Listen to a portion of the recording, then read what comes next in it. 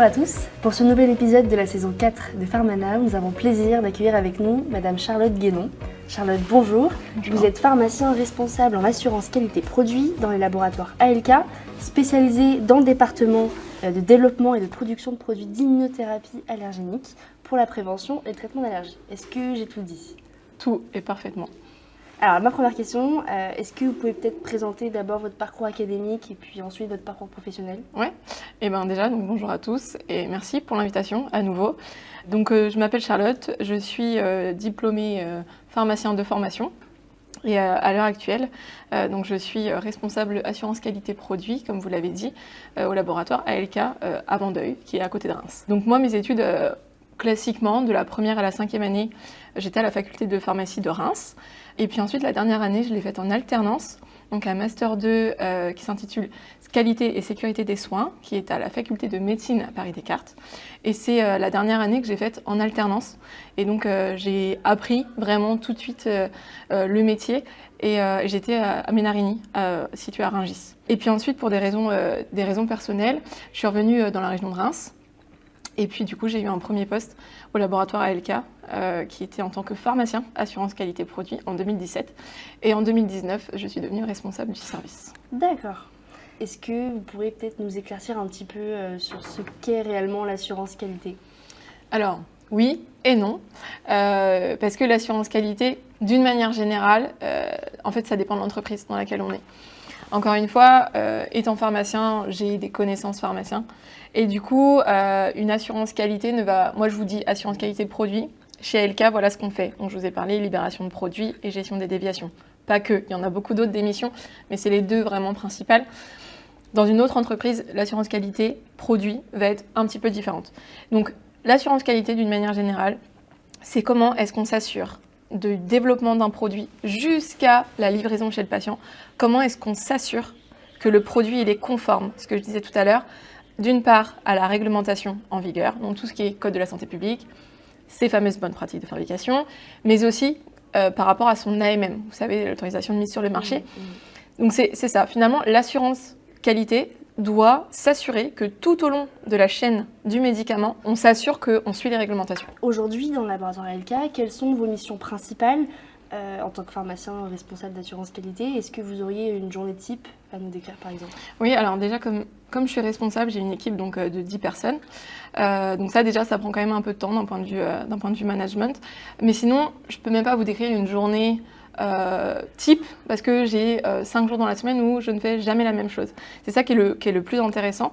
Néanmoins, ce que je peux vous dire, c'est que la mission principale des pharmaciens en assurance qualité produit à Vandeuil, c'est vraiment la libération des produits. Libération qu'on garantit conforme à tout ce qui est enregistrement, dossier d'AMM, et puis à toutes les réglementations évidemment qui sont en vigueur. Mais c'est vrai que c'est super intéressant parce que les pharmaciens, s'il y a un problème, c'est nous qu'on appelle, c'est l'assurance qualité. Donc on peut être le matin en production, voilà, sur un équipement qui fonctionne pas très bien ou sur une fuite en zone classée, etc. Et l'après-midi, on peut être complètement ailleurs, sur contrôler par rapport à des analyses qui ne vont pas, être derrière une chromato. Enfin voilà, c'est très divers et varié et c'est ce qui fait que voilà, faut être polyvalent et c'est génial. Justement, par rapport au diplôme de pharmacien, en quoi aujourd'hui vous pourriez dire que c'est un atout dans votre quotidien ?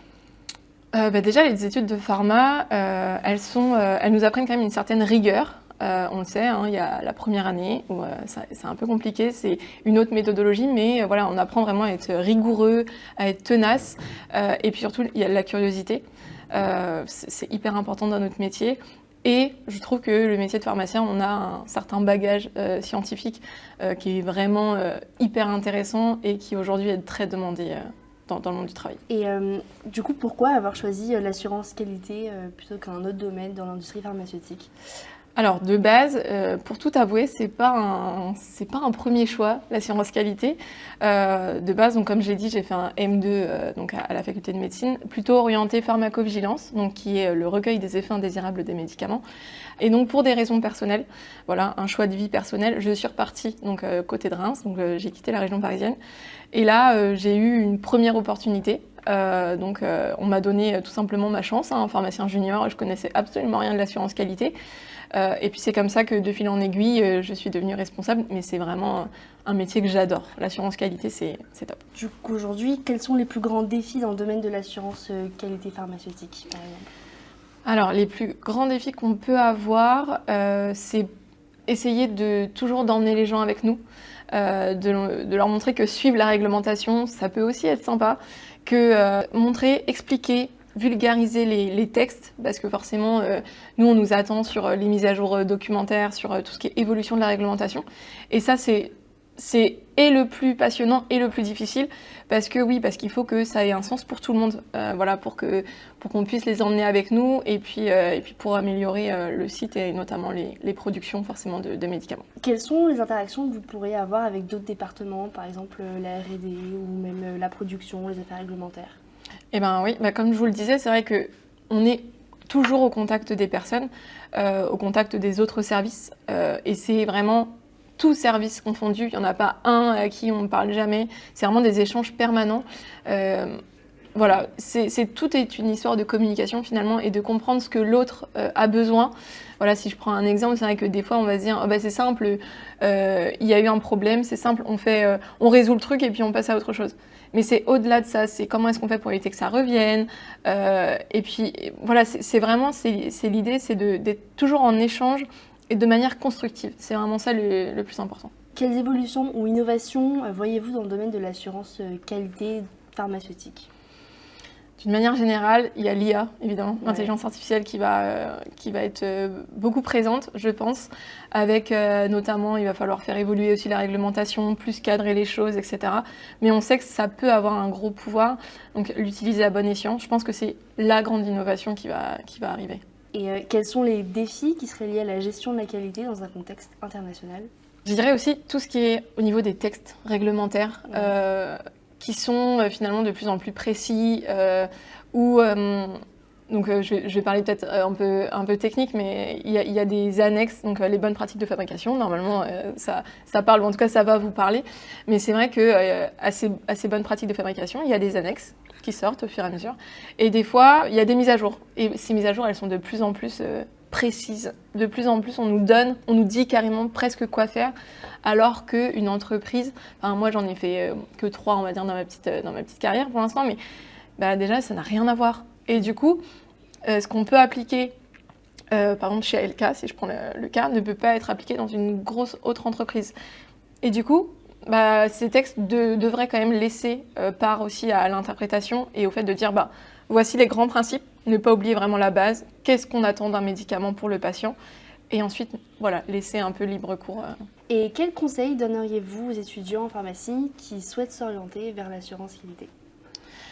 Déjà, d'une part, d'essayer de faire des stages. Alors, je sais que ça peut paraître compliqué, mais voilà, être tenace, c'est aussi ce qui montre. Et surtout, oui, voilà, le vie ma vie, il n'y a rien de tel pour savoir si on veut faire ça ou pas.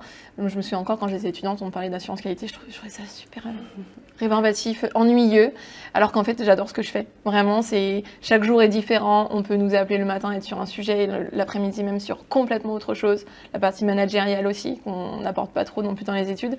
Donc, c'est être curieux, vraiment. Ne rien se fermer. C'est-à-dire que, moi je voyais ma carrière en pharmacovigilance, c'est pas du tout ce que je fais, et en fait j'adore. Donc vraiment ne rien se fermer, essayer, toquer aux petites entreprises aussi, ce qui permet finalement d'essayer de toucher à tout. Généralement, encore une fois je vais prêcher pour ma paroisse, mais chez ALK, en une semaine on essaie de faire découvrir de multiples métiers, et donc forcément des pharmaciens qui viennent aussi pourraient découvrir beaucoup de métiers. Donc voilà, c'est essayer d'être tenace sur le fait de faire des stages, surtout. Très bien. Merci beaucoup, Charlotte Guénon, c'était super, je passe un très bon moment avec vous. Moi aussi. Merci encore pour les conseils que vous nous avez apportés. On se retrouve pour un prochain épisode.